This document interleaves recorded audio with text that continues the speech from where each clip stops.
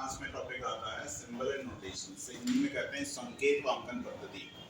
इसमें कैसे क्वेश्चंस आते हैं? जनरली इस टाइप के 3 टाइप हैं। इसमें एक क्वेश्चन आता है एग्जाम में, जैसे इनटू का अर्थ है प्लस, डिवीजन का अर्थ है माइनस, माइनस का अर्थ है इनटू, प्लस का अर्थ है डिवीजन। तो अब लिखा हुआ 8 × 7 - 8 प्लस 40 डिवाइडेड बाय 2, इसकी वैल्यू क्या होगी? हम सारे साइन को अकॉर्डिंगली चेंज करेंगे। इनटू का अर्थ क्या होता है? प्लस, हमने प्लस में चेंज कर दिया, ठीक। माइनस का अर्थ क्या होता है? इनटू, इनटू में चेंज कर दिया। उसके बाद प्लस का अर्थ क्या होता है? डिवीजन, डिवीजन को हमने डायरेक्ट डिवीजन में लिख दिया। उसके बाद लास्ट क्या है? डिवीजन, डिवीजन का अर्थ है माइनस, तो माइनस में लिखा। जब इसको हमने सॉल्व किया तो इसकी वैल्यू आ रही है 7 2/5, ठीक। सिमिलरली जरूरी नहीं है कि यहाँ पे आपको सिंबल का यानी जो संकेत है या इनको हम बोले प्लस माइनस ही यूज हो। यहाँ बी के लिए माइनस या डिवीजन, सी के लिए प्लस, डी के लिए इनटू, कुछ भी कर सकते हैं। सेम वे में आपको जैसे 15 बी सी 3 24 ए 24 डी सी ऐसे लिखा हुआ है। पढ़ने में बड़ा कंफ्यूजन लगता है, लेकिन है उसी वे में। बी का मतलब क्या है? डिवीजन, डिवीजन आपको तुरंत लिख लिया। ऐसे आपने चेंज किया, इसको सॉल्व किया, इसकी वैल्यू आ रही 5। फिर सिमिलरली हरे का मतलब, ग्रीन का मतलब प्लस है ना, रेड का मतलब माइनस, व्हाटएवर, ये कलर के हिसाब से पूछ सकते हैं। इसमें भी आप चेंज करोगे, ठीक। बिल्कुल बॉड मास का एक क्वेश्चन है। अब जिन्होंने बॉड मास नहीं पढ़ा है उनको बताना जरूरी है कि बॉड मास का मतलब क्या होता है।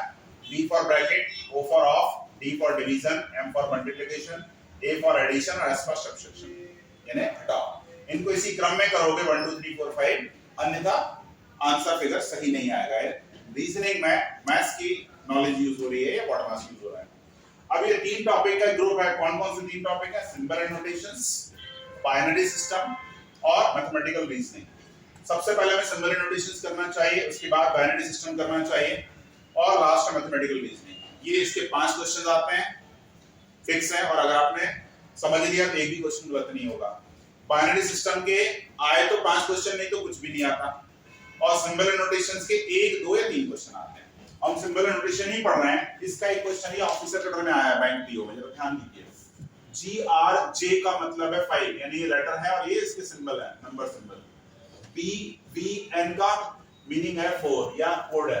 KCT के कोड है 1, HSL का कोड है 3, ZDW का कोड है 2, MQY का कोड है 8 और FXP का कोड है 7। अब कुछ कंडीशंस दी हुई हैं। जब कोई स्वर यानी वॉवेल शुरू या अंत में ना हो तो उसे 6 लिखें। जब शुरू या अंत में ना हो मतलब बीच में हो। फिर दूसरी कंडीशन है जब कोई स्वर शुरू या अंत में हो यानी ना भर हटा दिया है तो उसे क्या लिखोगे? 9। तीसरी और आखिरी कंडीशन, ये रिवाइज कंडीशन है सेकंड की, कि फिर भी शुरू का या अंत का अक्षर समान स्वर हो, यानी सेम वोवेल है फर्स्ट और लास्ट पोजीशन पे, तो उसे क्या लिखोगे? दोनों स्थान पर डॉलर लिखोगे। अब एक 5 क्वेश्चन प्रोड्यूस किए हैं इसमें इन्होंने। इस पहले क्वेश्चन का आंसर क्या आएगा आप खुद चेक कर सकते हैं। पहला और आखिरी लेटर सेम वोवेल है, तो सेम वोवेल में थर्ड कंडीशन लगेगी, यानी पहला और आखिरी क्या होगा? डॉलर होगा। हमने डॉलर लिख दिया दोनों जगह पे। पहली कंडीशन, जब कोई स्वर शुरू या अंत में ना हो, बीच में हो, तो कोई बीच में स्वर है, यस, एक है, ए, उसको क्या लिखोगे आप? 6। ये 3 हमारे कोड हो गए। अब बचे हुए क्या? GRJ सबके लिए 5 है, तो G के लिए 5 हो गया। TRC जो भी आप बोले इसके लिए क्या है? 1 है। R के लिए क्या है? 5।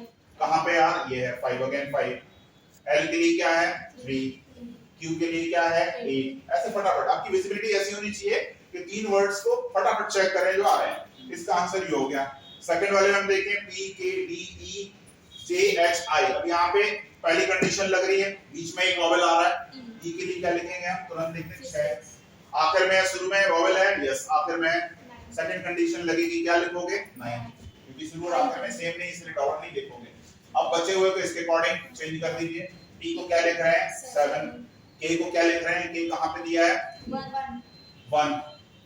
D की वैल्यू क्या है? D को क्या कोड किया गया है? 2। समझ रहे हैं? कहीं भी लिखा हो। J को कहां लिख रहे हैं? 5, फर्स्ट में नंबर पे है। H को कहां लिख रहे हैं? कहां है? 3। ठीक, J H S L तीनों के लिए 3 है। ऐसे आप इसको कर लेंगे। अब यहाँ पे देखिए फर्स्ट और आखिरी क्या है? सेम डॉलर हम लिख रहे हैं। बीच में कोई वोवेल है तो हमें याद हो जाएगा, 6 लिख रहे हैं। कोई वोवेल का काम खत्म, अब कुछ भी नहीं बचा है। बचे हुए का आप इसके अकॉर्डिंग कर लीजिए। N के लिए क्या है? 4। T के लिए क्या है 1, N के लिए अगेन 4, G के लिए 5, L के लिए 3। इसका ये आंसर हो गया। ऑप्शन को कैसे लिखेंगे? पहला नंबर कौन सा है? वॉवेल का। सेकंड कंडीशन लगेगी क्योंकि वॉवेल पहले या आखिरी में हो या अलग अलग वॉवेल हो तो 9 लिखेंगे। ठीक, बीच में कहीं वॉवेल है? यस, आई ओ दोनों और ए भी वॉवेल है तो इसको क्या लिखेंगे? यहाँ 6, यहाँ 6, यहाँ 6। चलिए हमारा 4 काम बन गए इससे। अब हम देख रहे हैं P के लिए क्या है? P कहाँ पे है? 7। T के लिए क्या है? 1। N के लिए क्या है? 4 और L के लिए क्या है? 3। ये इसका आंसर हो गया। लास्ट यहाँ पे A, F, D, Q, E, N, I vowel की कंडीशन लग रही है। अब ये बहुत अच्छा क्वेश्चन देखिए, ऐसा कोई भी क्वेश्चन नहीं आया। पहला और आखिरी लेटर वॉवेल है तो क्या आएगा? सेकंड की थर्ड कंडीशन लगेगी, थर्ड लगेगा 9 9 बिल्कुल सही है।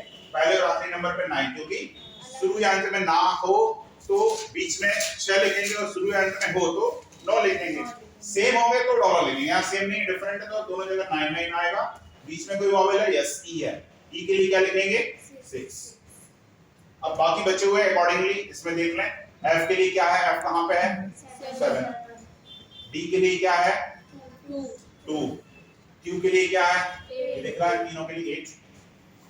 एन के लिए क्या है? 4। ये इसका आंसर हो गया। तो ये एज इट इज एग्जाम में आया है। अगर आप इसे प्रॉपर्ली समझ लें क्योंकि वहां प्रिंट रहता है या स्क्रीन पे देखना है आपको ऑनलाइन तो आपको मुश्किल से 5 क्वेश्चन सॉल्व करने में 1.5 से 2 मिनट लगेगा। ठीक है, थैंक यू।